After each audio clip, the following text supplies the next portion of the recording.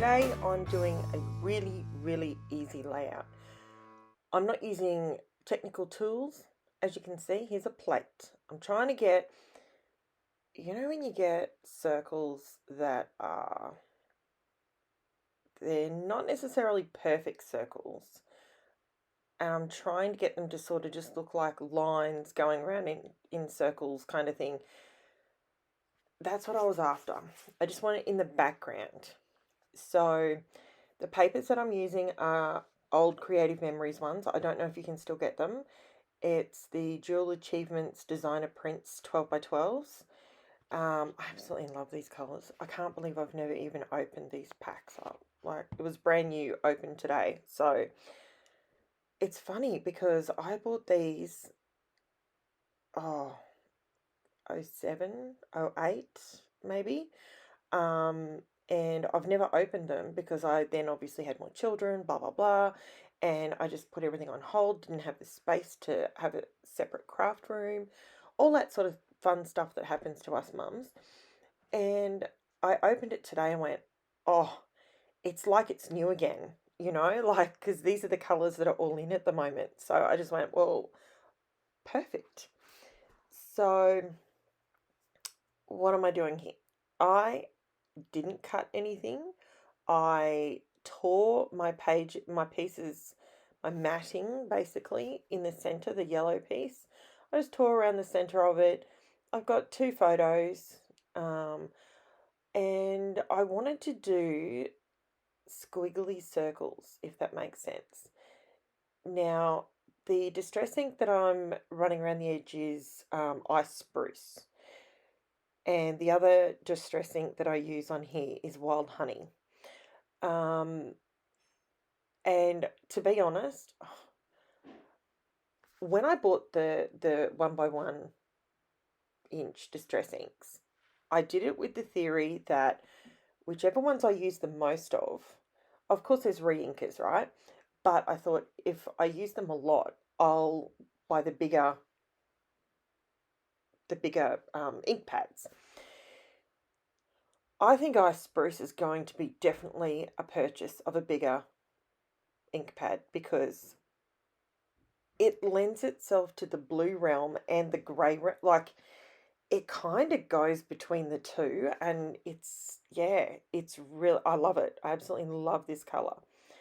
So anyway, so I just ran around the edge with my ink just to give it a little bit more definition.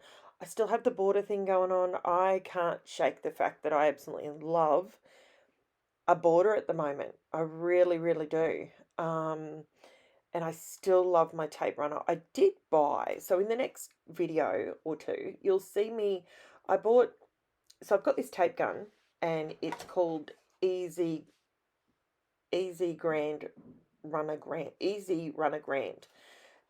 I bought the smaller one, just the tape runner. Doesn't actually say what it's called, but it's the Easy Runner. That's what it's called, Easy Runner. I'm trying to work out. I'm trying with the whole tape thing. Don't want to spend a fortune on adhesive, but anyway, I digress. We're going down a rabbit hole with the whole tape thing, guys. But that's okay. I will figure out what works best for me here in our Aussie climate. Now, and the reason, I will let you know, the reason why I haven't gone down the ATG realm is because I have really bad rheumatoid arthritis in my hands and my wrists and my elbows and my everywhere, right? And to me, that gun just looks a little bit too heavy. Like, it won't, obviously not heavy. Like, you think heavy, you think, 3 litre bottle of milk, that's pretty heavy. But, yeah, I just had this feeling that it would be too big. I was looking for sort of a smaller option. That's why I'm going there. What am I doing now? Okay, back, focus, squirrel. Ah! Okay, so I'm using these are my pens from Creative Memories that I've had for years, and they still work beautifully, still perfect. This is the brown fine vintage so the pen pack is called fine tip, and they're the vintage pens, so they're the vintage colors, and that's the browner one. That's the sort of in between. It's not the brown one, it's sort of a grey brown, if that makes sense. Matches beautifully. So as you can see, what I did is I did the circles just around one of my dinner plates. Okay, I wanted to show you that you don't need to have all the tools. Just use a dinner plate and you can get the exact same results. You know, if you don't have a compass or you don't have all the tools, you got more tools than you realize. Just go to your kitchen cupboard. Trust me.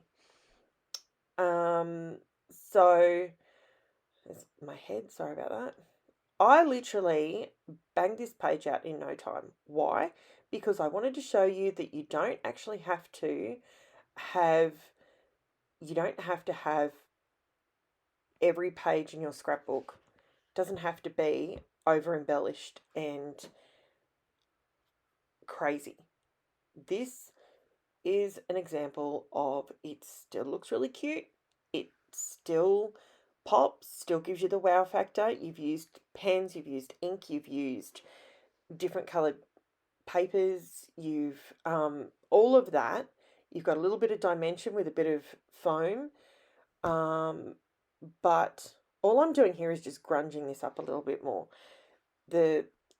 Where I'm at with this ink, just sort of tying the ink across all the elements on the page. This paper was already a little bit grungy, but it was 2007 grunge, not 2022 grunge. So I just added a little bit of extra depth, I suppose you'd say, by just putting just a little bit. Didn't need a lot, just a little bit. Got the ums this morning, haven't I? I thought I'd got rid of the ums, but they're still floating around. Okay, so now I was trying to have the photos slightly to the lower side rather than up.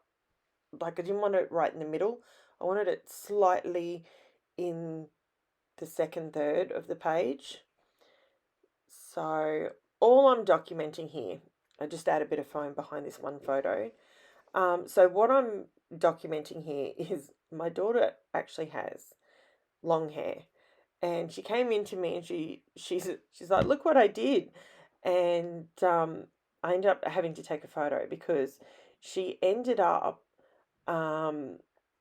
she grabbed the end of her hair. I think she saw it on either a YouTube video or a TikTok or something or other. Anyway, so she ended up turning her hair under, and we took a photo and sent it to her best friend just to sort of say, look, I had my hair cut. She didn't have a haircut, so it was fake hair. Fake hair, fake hair. Yeah, so her hair is actually double that length. So it was funny. It was cute. Now, I'm just showing you the star punches that I use. These are Creative Memories ones. I don't even know if they still look like this. But, so I ended up cutting out the 4 sizes, and I wanted to just go around the circles. I've never done a layout like this. I've seen them, obviously, all my videos. I've scrapped for so long. My inspiration, I give credit to other people for my inspiration. I don't know who to give the credit to, but you know that you've seen something like this before. What I did do with the stars, though, is I did go around with the ink around the edges of them just to give them a little bit more of a pop. Why? Because I didn't want this particular layout. I add a lot of dimension on all my layouts, and you can only fit so many of them in if they're that thick. So I didn't want to add dimension behind my stars. So that's why I'm sort of sitting here. This is literally, I didn't even test this. I just put these on and then glued them down. I didn't want to overcomplicate it in my head. I just wanted to go around and just put them down and go, yep, that looks right, glue them down, and then if I need any more, add some more. That's exactly what I did. So there's my little tray. They're my little trays that I made for myself, by the way. I think so that's my little ink tray you can see off to the left-hand side. I have it's just made out of chipboard and like cardboard chipboard, not wood chipboard, if that makes sense. So around the yellow stars, I actually went around with wild honey because I wanted it to be a little bit more contrasty, not so wishy-washy. I'm sorry if you can hear my children emptying a dishwasher. It is bright and early in the morning. They haven't even gone to school yet. But I thought I'd get this voiceover done for you. We have a very exciting day today. We have award ceremonies at school at the high school, and I'm very excited. It's pretty cool. And yes, by the time I was doing this, I had to use my tweezers because my hands wouldn't bend. My hands frustrate me so much. I never used to have this problem, but I tell you what, anybody with arthritic hands, comment below if it drives you crazy when it comes to your craft, your paper craft, your any craft that you do. Oh, it's so frustrating. So, I'd love for you to make a comment below if there's something you want to see me create. Is there something I'm one of these people that I'm quite lucky. I can pretty much look at something and create it. Sometimes I have to think outside the square and I have to sort of go, okay, how would I have done that? Or could I have done that differently or something like that? But when it comes to scrapbooking, I'm pretty lucky in that regard. I know that's blown my own trumpet a little bit, but I think something I need to do in 2022 is be a little bit more positive about my ability to create. And instead of simply saying, oh yeah, I just do a few YouTube videos or whatever, I want to help you guys, my followers, my subscribers. I want to help show you ways of creating different things on layouts, not necessarily always just packaging technique with ink. Like I want to show you different things. I do have a list of things that I'm going to slowly work my way through. This layout, what I wanted to show you was circles don't have to be difficult. Use a plate. It's that easy. Just use basic punches. Just keep it really, really simple.